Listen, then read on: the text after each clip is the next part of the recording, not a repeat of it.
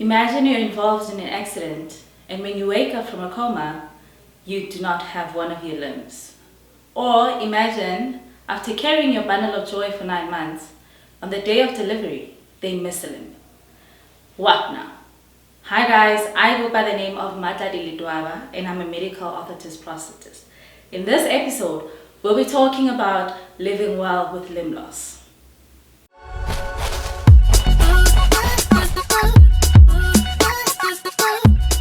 Causes of amputations include trauma, like accidents and gunshot wounds. Diseases like diabetes as well as cancer can also lead to amputations. And in some instances, congenital amputations, which means that one is born without a certain part of their body.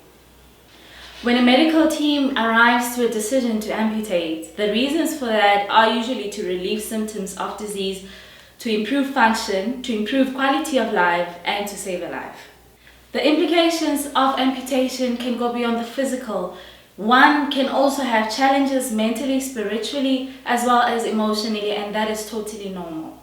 Most amputees go through grief, and usually they also go through the 5 stages of loss, being denial and isolation, whereby one is always saying that I can't believe this is happening.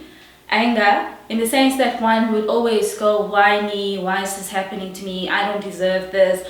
Bargaining, in the sense that one says, if I can do this, maybe I'll get well. If I can do this, maybe I'll get my leg back. Most people go through depression, and usually at some point, in most cases, people get stuck there, whereby the amputee will then feel that what is the use for me to do this and that? Already I don't have an arm, I don't have a leg. We want people to get to a point whereby amputees feel that I am here, now what? And this stage, we call it the acceptance stage. Throughout the stages of grief and whatever it is that one feels, it's very key for one to go to counseling, whereby they sit with a professional and they're able to dissect all the matters that are issues to them, and they're able to come up with solutions that are profound for themselves. In this video, we're going to discuss the 4 stages of recovery post-amputation, being wound healing, mobilization, reintegration, as well as living well with limb loss. Wound healing. This is a time whereby we are trying to get the wound to heal properly, as well as to prepare the residual limb for prosthetic use. This is how we prepare a residual limb for prosthetic use. We start by shaping the residual limb so that it is in an ideal shape that is preferable for prosthetic use, and this is usually a conical shape. We also need to desensitize the residual limb. That means that we want to make it less sensitive to touching and less sensitive to the forces that one can experience when using a prosthesis. Sometimes the scar adheres to the bone and the soft tissue beneath it, so we need to mobilize the scar so that it is able to move with the rest of the residual limb whenever one wants to use a prosthesis. Okay, the second phase we're going to be discussing is mobilization. This simply means moving, and this is usually done with a physical therapist. One needs to be able to set realistic goals for themselves and understand the lifestyle that they've had before amputation and how they want to adjust into it post the amputation. In some instances, amputees in this stage of mobilization are introduced to their first prosthesis, which is mostly a test socket or a diagnostic prosthesis. The intention for that prosthesis is so that one is able to relearn how to use their limb after the loss.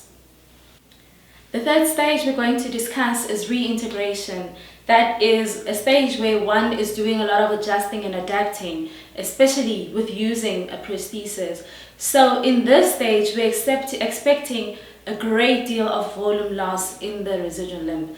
That means that the residual limb is now starting to take an ideal shape for a prosthesis, and therefore you're losing volume in that area. Sometimes one would need another new socket, and in this phase I would suggest that one would get another test socket, just so we're sure and so that we are able to not have to change the final laminated socket too often.